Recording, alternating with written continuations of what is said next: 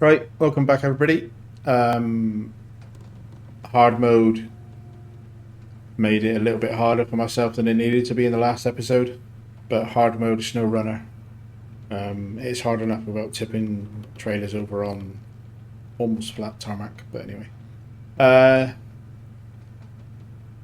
didn't quite achieve my objectives in the last episode, so we're going to get on with it, and it's nighttime is gone. We were driving mostly through the night last time. We're going to come down this track to here, turn left, get to this junction, take a left, grab that task on the way past, and then follow the track to the end to get the Scout 800. And once we've done that, we'll work out what to do next. We've got a couple of missions that are, I believe, within the capabilities of our Fleetstar truck, which is parked in town, so we can probably do some missions around here. We've got some recovery activity to do. But let's grab that Scout first.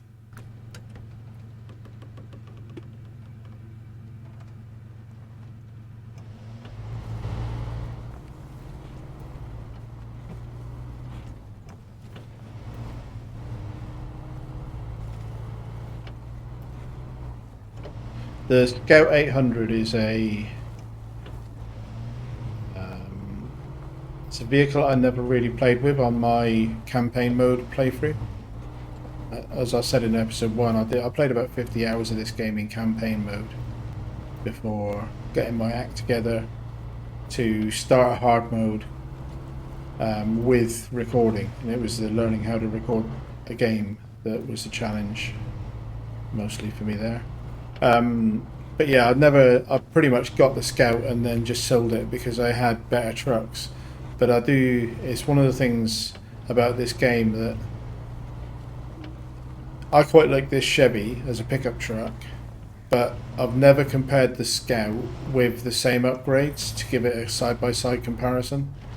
And I think quite often, oh, that was close. That might still be close. That may be difficult to get out of. Let's get my winch attached to a tree on that side. I don't make it easy for myself, do I? There we go. I had a little bit of a moment, then I thought, oh no, not again. Right at the start of the episode. If I remember rightly, it was left here. Yes, it is. So yeah, it's quite easy to get a truck, a new truck in the wilderness, try it without any upgrades, and then decide, oh, that's not for me, and sell it or whatever. But really, you're not going to make a judgment on it unless you put equivalent upgrades on it. Otherwise, you're not giving it a fair go. And for all I know, it might be a superior truck. So we'll get it. We won't sell it out of hand. We won't just immediately sell it. I have an idea of what we'll do with it, but we've got to get it first.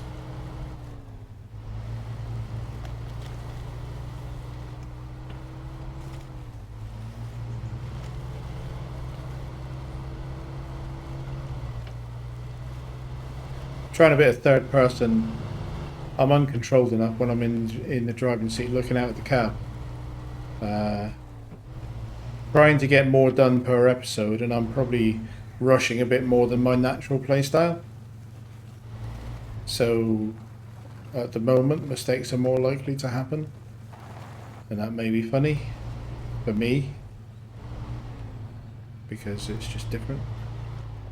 But I'm normally quite slow and measured, calculating type of a gamer, which just means it takes me longer to get stuff done, but I feel happy about how I've done it. Ooh, I wanted to grab that mission while I was here, didn't I? We're probably coming back out through the same route, but let's grab it while we're here. Show task, accept. State of interest, activate it. 2 lots of service parts, 2 lots of wooden planks. So we've got a trailer in town with 1 lot of service parts on it. And I know if I remember rightly, we've got another semi-trailer with 3 lots of service parts. So we've got plenty of service parts on this side of the map. Bit of winch help to get through that little muddy bit because we still don't have a diff lock yet. I'm not sure where the diff lock is, I don't remember.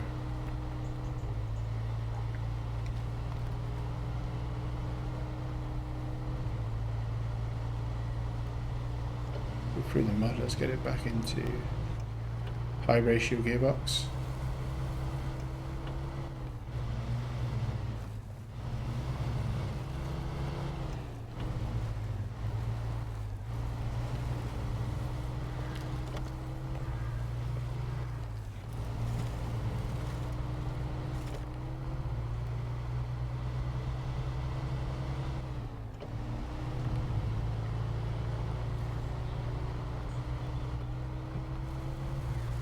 So that Riverside repair, we've got the materials in town for it. I think the only challenge will be getting a trailer, a truck with a trailer, through to that part of the map, that drop off point, because you've got to drive through a bit of a swampy bit to get to it. But I'd love to get some upgrades on the Fleetstar.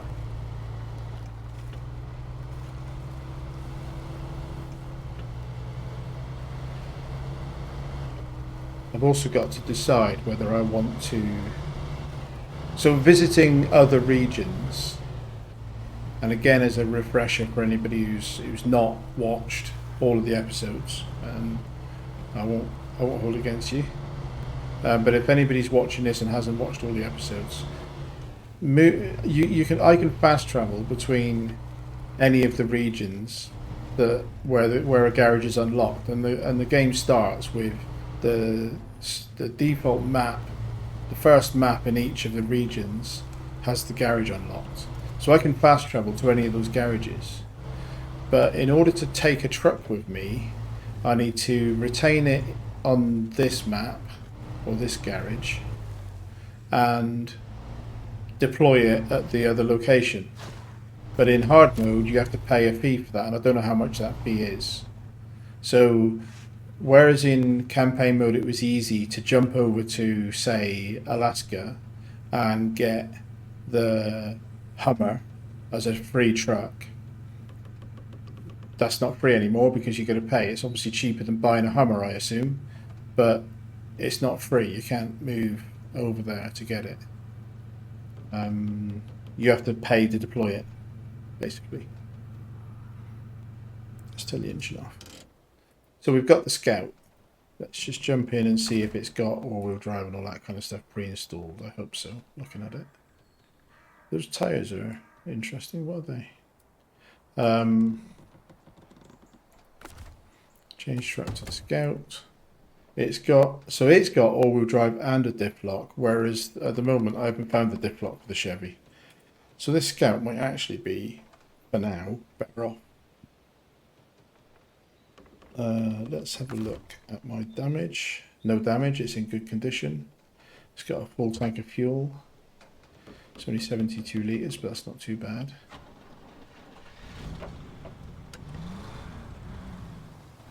I'm not sure I even drove it in my last save. I have a suspicion that I just recovered it as soon as I owned it and sold it because I felt that the other vehicles I had were better, which was probably quite unfair. I should probably take it back to garage, because that diff lock might make it more useful in the short term until I find a diff lock for the other truck. Now, no, we're not going to go over that there.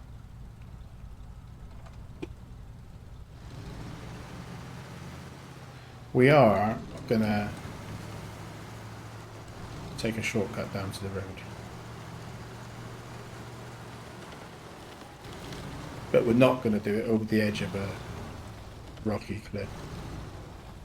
And put it into low ratio because we've got some engine braking. And we're going to drive it over this edge, because this is a controlled descent. It may look quite mad because it is quite steep, but a all-wheel drive vehicle with a low ratio gearbox is easily capable of doing that little descent over that hill.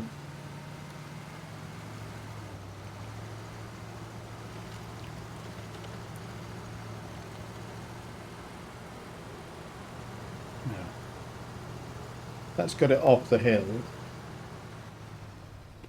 What I might do is park it here, because right behind me there is the tunnel to a different area of the map, Smithfield Dam. And I may take this little scout in there to open up some of that map when I'm ready for it.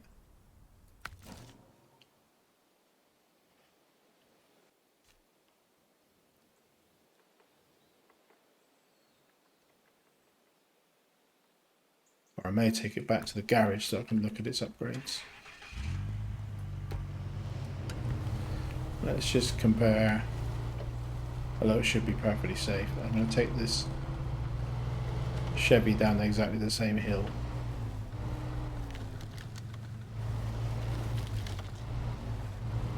And again, it should be totally fine.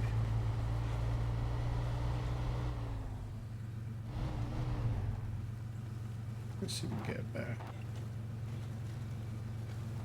Yeah, it's quite steep, but your engine braking is stopping you from rolling away, and providing your wheels are pointing straight down the hill and not diagonally across it, you're fairly safe.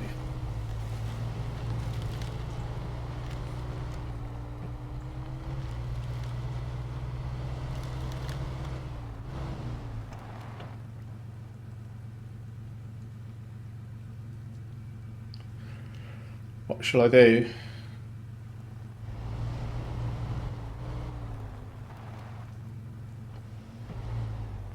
I think I've decided what I'm going to do, because it was my intention anyway when I got that scout, is I'm going to take the scout through the tunnel,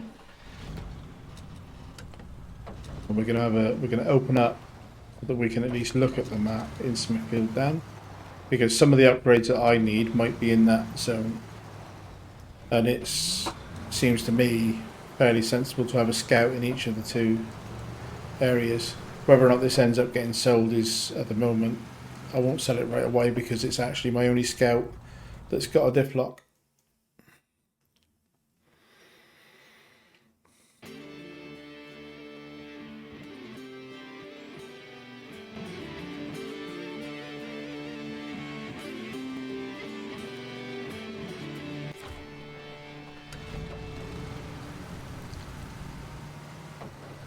So I know from my previous save that there's a garage up this way. So I can then have a look at the upgrade options for this scout.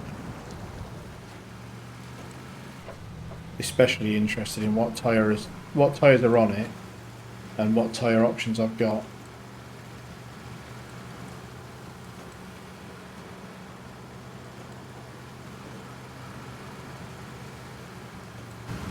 Funny sounding engine, isn't it? It doesn't sound as good as the Chevy. Funny horn as well. Seems slower than the Chevy. And you'll notice I can't turn the diff lock off. It's an always on diff lock, but it's engageable all-wheel drive. So what I like that, because it means you can use the diff lock because it's always on in high ratio. You don't on normal other vehicles where you have to engage low ratio gearbox in order to use your diff lock. Yes, you need the diff lock to make progress, but you're going slow then, and I quite like to bomb through things. Right, okay, so we've got it in the garage. There's no repair fees for it because we didn't damage it. Let's have a look at what the choices are. So it's currently got a 4-litre V6, and it can go up to a 5-litre, and that's found as an upgrade on the map. Stock gearbox, SnowRunner so gearbox upgrades are I quite like the SnowRunner gearbox. Stock suspension raised is found somewhere on the map. Right, tyres. So the tyres that are in there are just highway tyres. They look quite knobbly for highway tyres to me. But it's got an option of all terrains. So I don't think I've got that. Yes, I have, because that's the ones I'm using, isn't it? But they're 35-inch AS2s. What's the... So again, because AS2s are rated as good for mud and average off-road, I think that's more useful. Do I want to spend that money? Right, I'm not going to spend it for now. Winch, again, autonomous scout is a thing that would be really useful. Spare wheel, can afford it, but not yet. Snorkel, not unlocked them yet. Oh, that's it. Okay, so the short one is a bare minimum, but that's rank 11, which is, I'm only rank 3 at the moment. Frame add-ons, roof rack with a substantial amount of fuel. Okay, so I'm not going to spend any money on upgrades for this just yet, but at least I know that I've got all-wheel drive capable, and I can put 32-inch all-terrain tyres that have a good mud rating. So for some tasks, this might be a useful truck, more so than the Chevy at the moment. Right. And I'm not going to retain it because I'll just leave it parked in the garage because it's free. So that, and also now I can go, I've unlocked the map, so I can look at this map and travel to that garage anytime I like. But I'm going to go back to this map and jump back in.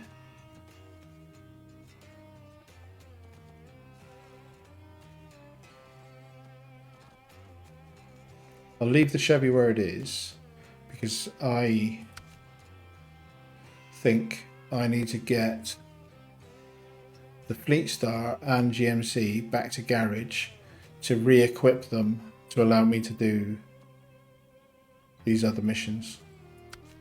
So I'm going to jump into the Fleetstar.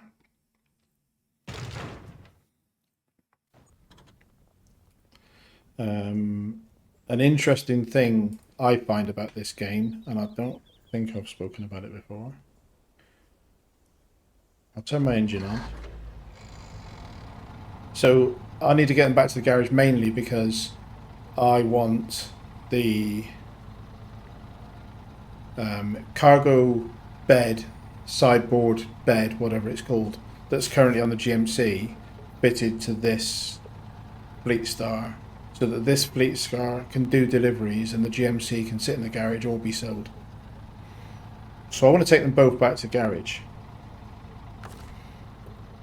I'm not going to recover them, but one thing I find quite interesting is that if you're towing a vehicle, so I'll turn the engine on for the towed vehicle, and if you're towing a vehicle, it acts as if it's got an AI driver. There's nobody sat in the cab, you can see that, the cab is empty, but even to the point that it will reverse if I reverse.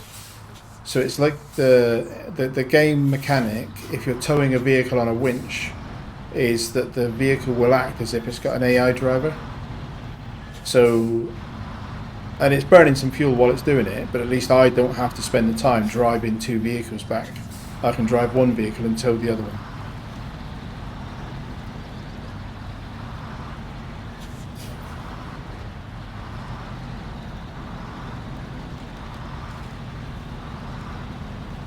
What I can't do, obviously,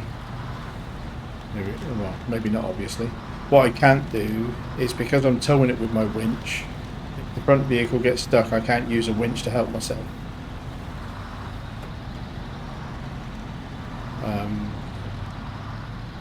So yeah, I'll use this in this mode where you don't recover vehicles. I'll use this mode of using the fact that there's a AI driver of the towed vehicle quite often. Like I might be taking a large delivery truck into a new map, and while I'm doing that I'll tow a scout with me so that when I get there I can explore the new map and I don't have to drive twice, basically.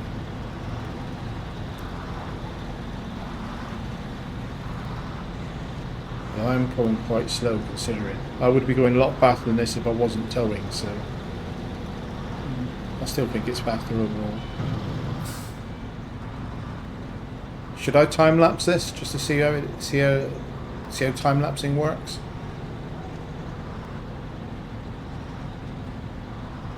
Probably not.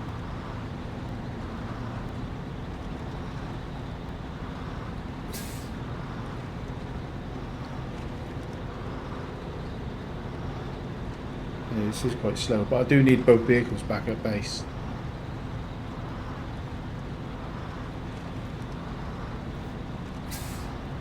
It might have been quicker to take them through the Smithfield Dam where I just went with the scout. That garage might actually have been, from a driving perspective, closer than what I'm doing now.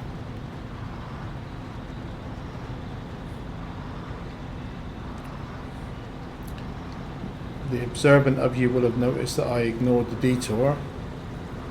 Takes a minute.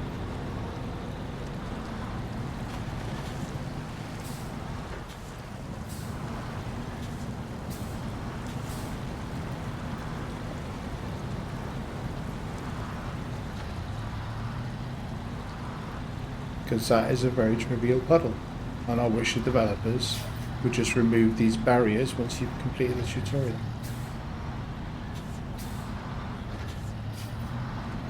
But it doesn't matter. I just remove them myself manually every time I start the map.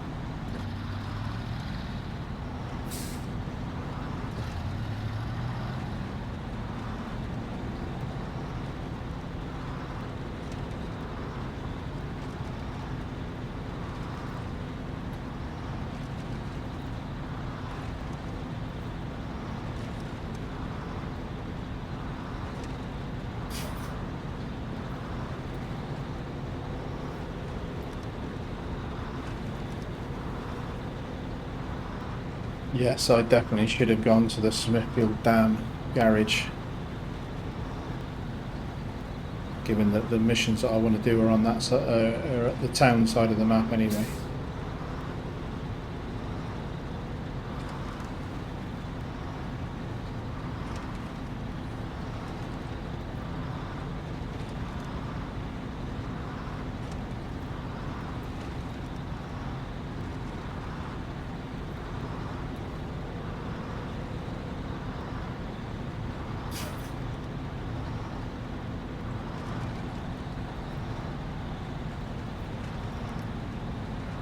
Just notice that I left all-wheel drive on again all the way through that road trip.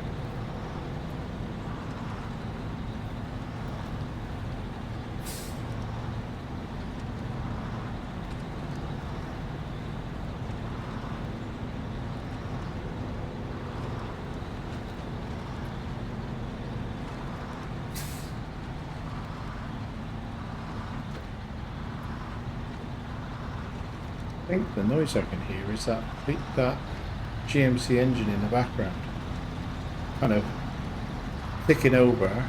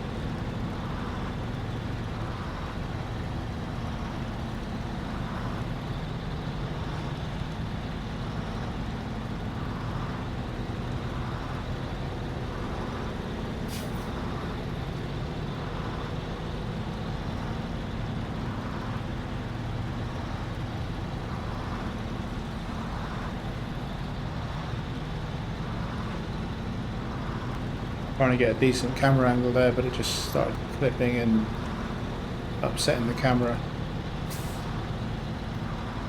Shame.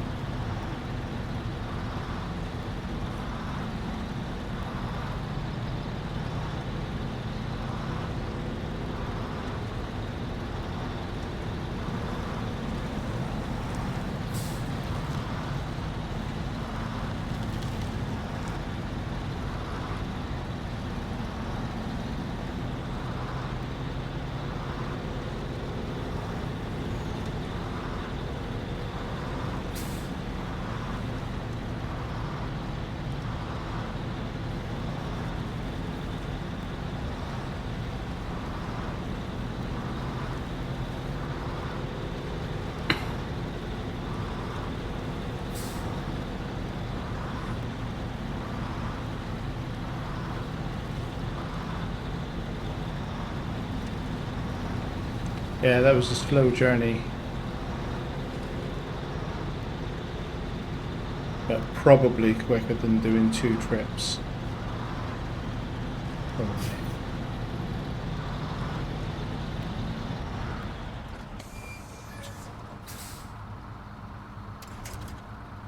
Move that to garage, check my map, get the GMC, and move that to garage. Right, so GMC. First time we brought this GMC back to garage, so let's have a quick look. It's already got the most powerful engine. Oh no, power to rate ratio is better on the 2100. Interesting. Tires, highway tires. So diff lock is found on the map. All-wheel drive. Oh no. Right. Okay. So all-wheel drive is found on the Kola Peninsula map in Russia, and it is going to be quite a while before we go anywhere near that. So I am going to take that sideboard bed off, and then I think I'm just going to leave. We did find, yeah, I thought so. We found raised suspension for it. May as well install that and sell the stock one. It's 2,000. It's not bad. I wonder what the raised one would have been. Well, 2,000 is, and that's selling it at half rate, so that would be 4,000 in campaign. So that's not a bad little chunk of early cash.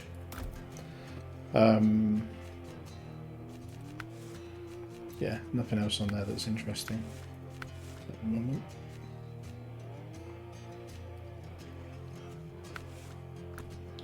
So it's got raised suspension, but it's going to be a while before we manage to find all-wheel drive for it. So it's probably going to end up being sold. But at the minute, I'll treat that as money in the bank. How much are they? So it's a highway rated vehicle. That one. Right, so its purchase price would be 26 grand. So roughly 13, depending on the add-ons that are fitted to it. At the point we sell it, roughly 13 grand that we can treat as being that's in the bank when we need it. Because I don't think I'm going to keep that truck. But for now I will. This is all a bit bashed up, isn't it? But now I will, because I may need it to recover this one if I was daft enough to roll this in the middle of town, same as I did the other one on the last episode. Instead of interest, the repair is 2,500, and that includes the body. So it seems like the amount of damage doesn't really make much difference to the cost of the repair. I think it seems to be 2,500 no matter what.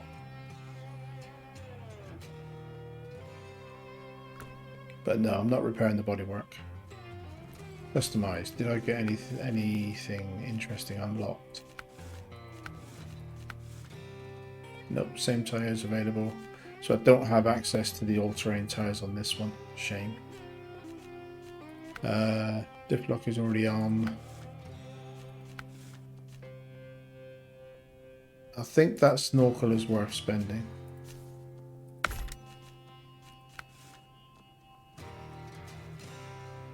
It's got all-wheel drive already. So I just need to fit that sideboard bed that we just took off the GMC, and then I've got, still tempted to put a colour scheme on it. Maybe I should just make it yellow to match its crane.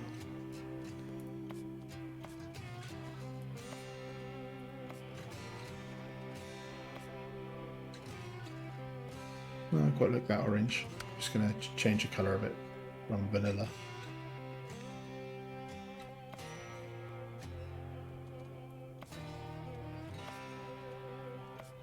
Yeah, orange.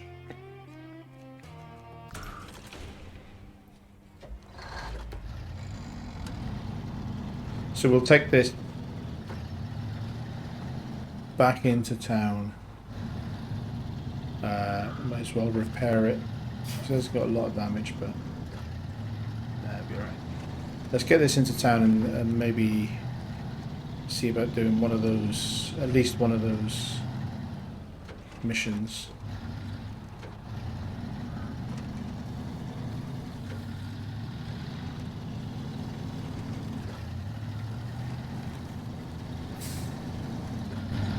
Getting dark again now.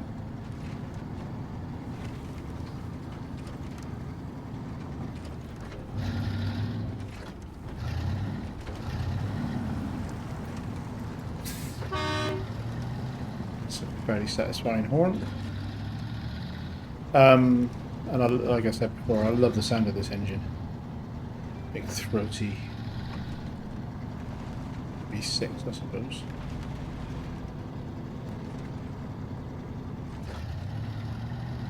I do need fuel.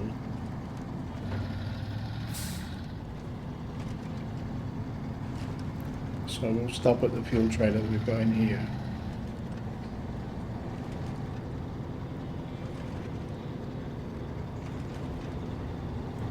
I think we've got in here. I don't think I've gone past it yet. Nope, it's here.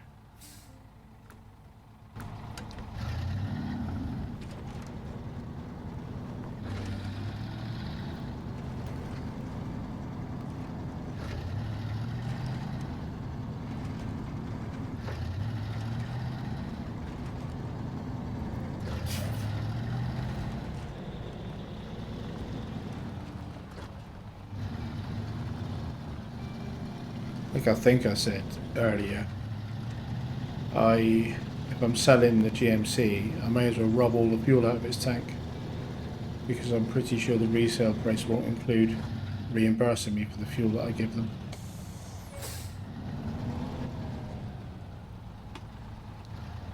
The reason I'm reversing into this is obviously I'm going to just pull this out a bit. I won't necessarily back a little bit more. I won't take it back to the garage right away, but I think so. Let's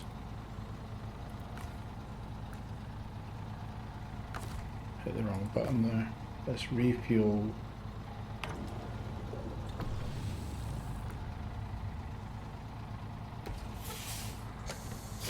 We've now taken nearly a quarter, is that right, of the capacity of this fuel tank, but there's nothing else in this in this little yard area that we need, so it's not as if this thing's going to be in the way. So if we bring it forward enough to put it next to the road, we can fuel up anytime we're driving past without actually having to like disconnect trailers and go in. Just make it a bit quicker if we're doing drive-by refueling. See if we need that for a task, or if there's a more sensible place to put it later. Lights on, first person, get back to town. The mission that we're going to do, I think, is Motel Woes, which I believe is find and recover a curtainside trailer.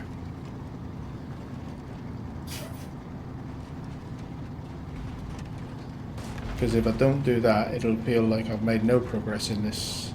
Because all we've actually done is recovered the Scout, got the new Scout.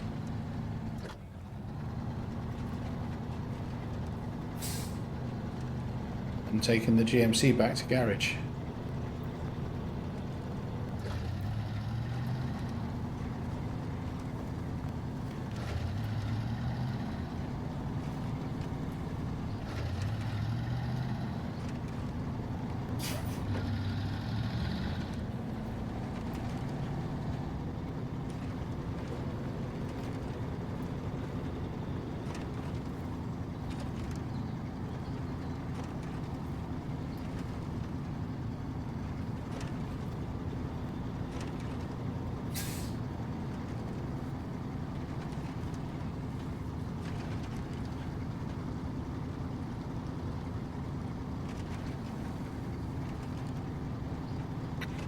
This isn't moving much faster than it was when I was towing the other vehicle, so I don't think we really... I think it was better to tow it rather than drive twice.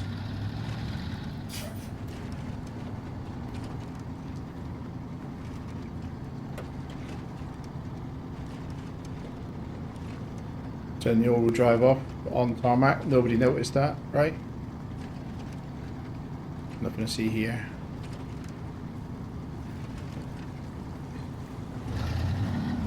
Maybe slow down a bit before I get into the hazard bit so I don't keep bashing my engine.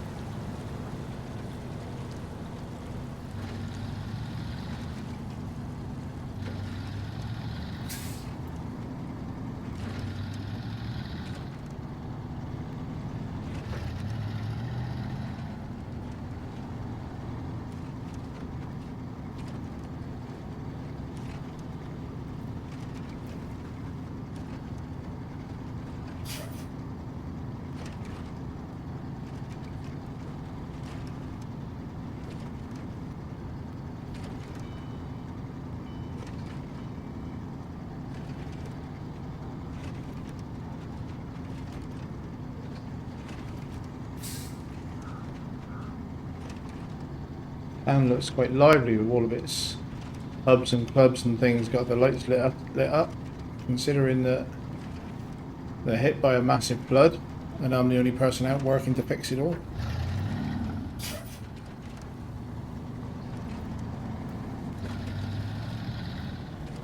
I wonder if they'll ever, like if either a future DLC or a future version of this game would have NPCs and workers, whether you can hire workers to work for you. I guess that detracts a bit from the point of playing it. We'll drive back on. Just driven straight through town because I looked earlier on the map, didn't I? And I've got, if I do Motel Woes, may as well activate it so I know what it is I'm tracking. There's a trailer to find up in this corner. I know there's one there stuck in the mud. There's a trailer store there, and I think that's the trailer that we need for Motel Woes. And this is a hard mode thing. Normally, if you're in campaign mode, it would tell you exactly which trailer you need, but in hard mode, it just tells you an area and you have to find it yourself.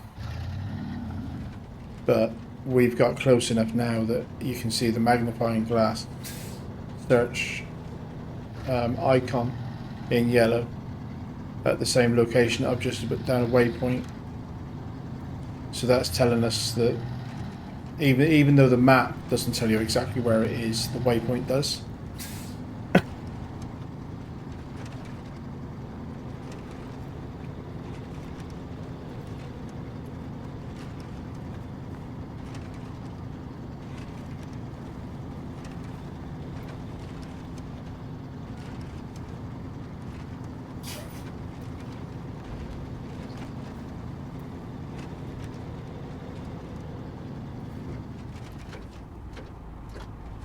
Just check it's not down there. I don't believe it is though.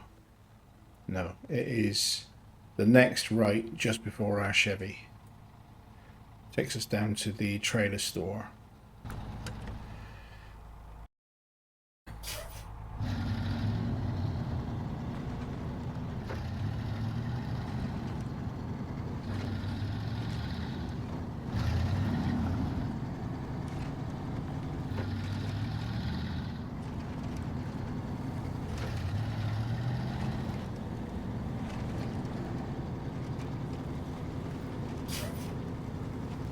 There we go. Truck parking.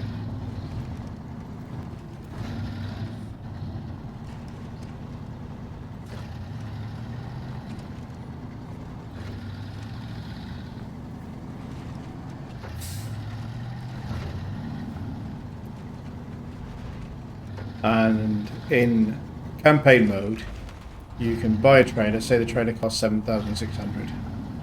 You can buy it, use it, and then sell it for the same as you bought it. So you effectively have free use of trailers in campaign mode.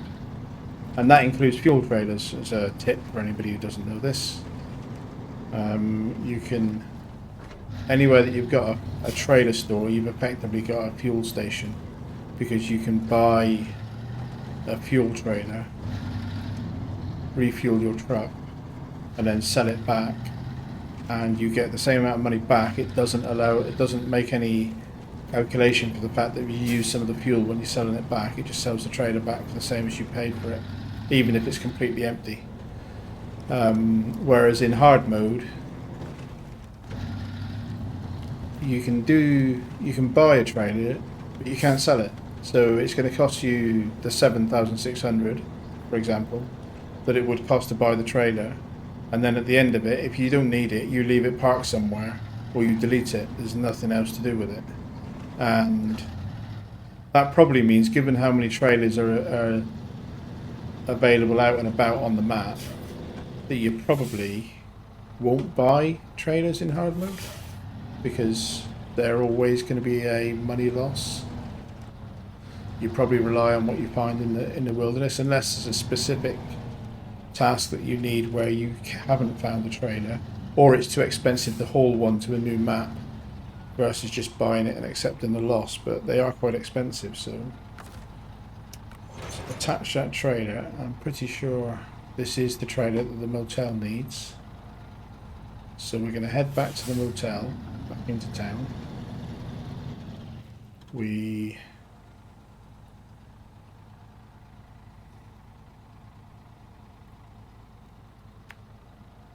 Just for variety, we'll come out this way, and then that takes us straight into town. Just so we drive out on a different route than we drove in, just for fun. Yeah, so the trailer mechanic is quite different.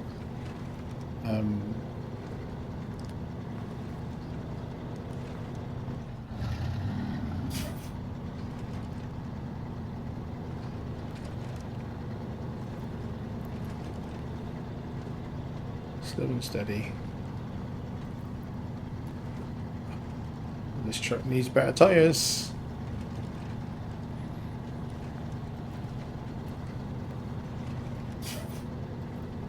And to get them, I need to level up.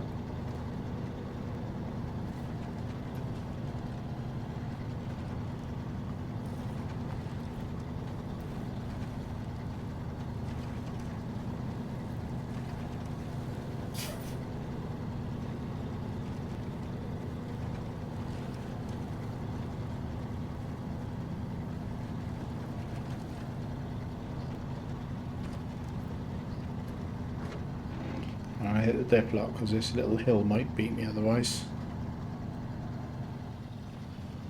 I know it's not much, but it doesn't take much when you're towing a trailer.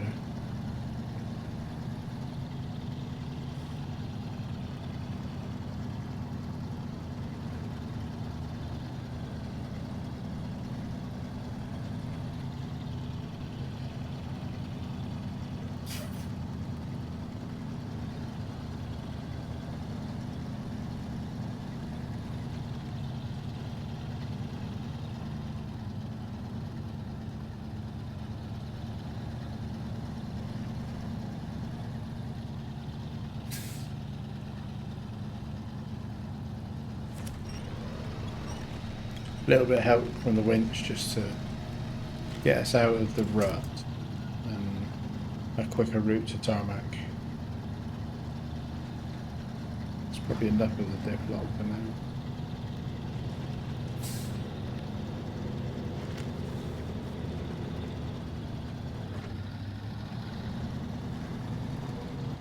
Tiny little bit of tarmac, and then we've got quite a stony bit, but that should be knock all-wheel drive off, because I think it'll be fine coming through this, because it's going to be grippy, it's just bumpy.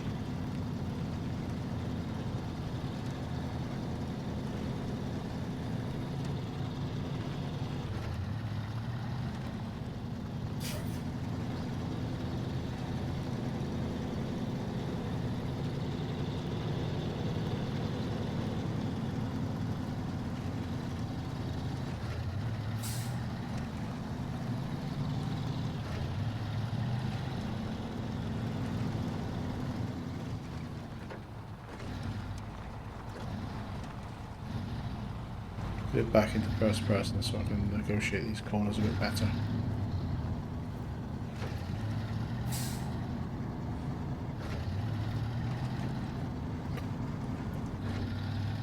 Got to get this delivery done. Those motel guests are going to be impatient for whatever. I'm assuming this is food and drink we're carrying.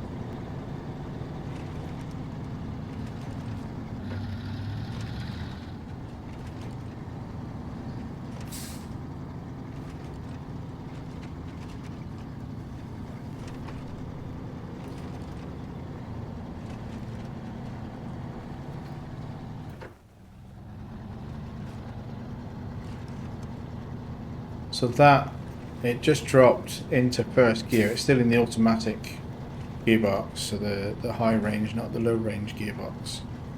And that gear change is what kills your progress in mud, generally.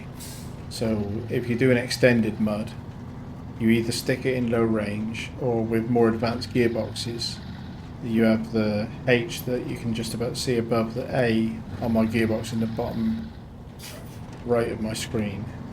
The H is like a locked high ratio, and I always think of it as being, it's not top gear, as in it's not the same, it's not equivalent to automatic gear 5, so it's not like a high speed gear, it's just a locked high range. So I always think of it as being like automatic gear 2 locked in.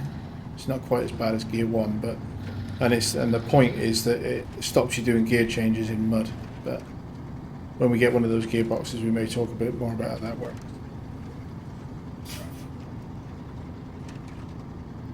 Right, well, motel users, hope you appreciate the fact that we're staying up late, because we've just gone and got you your food and drink for whatever it is you're doing this evening.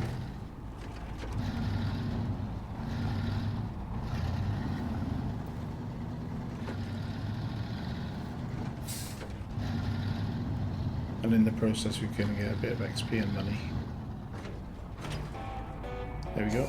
Wasn't too bad, was it? 1850 money, 210 experience, $8,888. Bit fluky. Accept that reward. Turn the engine off and have a look at where we are.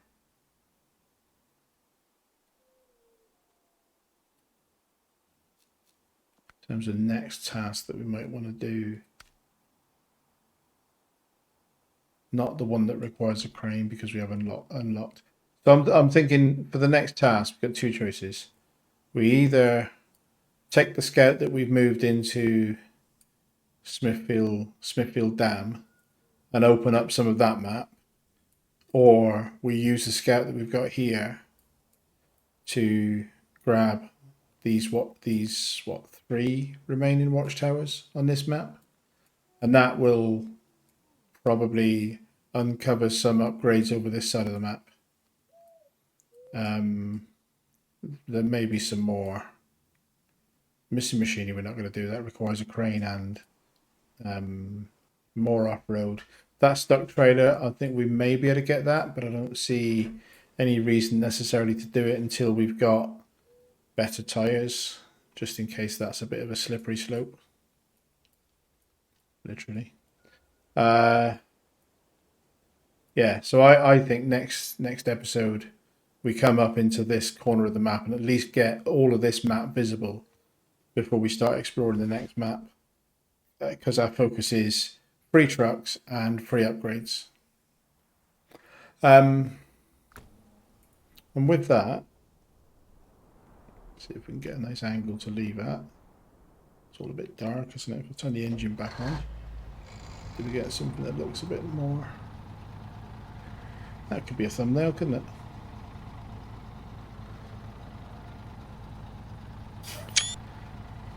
With that, we're going to leave this episode here. Thank you very much. If you've stuck this all the way to the end, that's plenty long enough for me and probably for you. And I will hopefully see you in the next one. Thank you.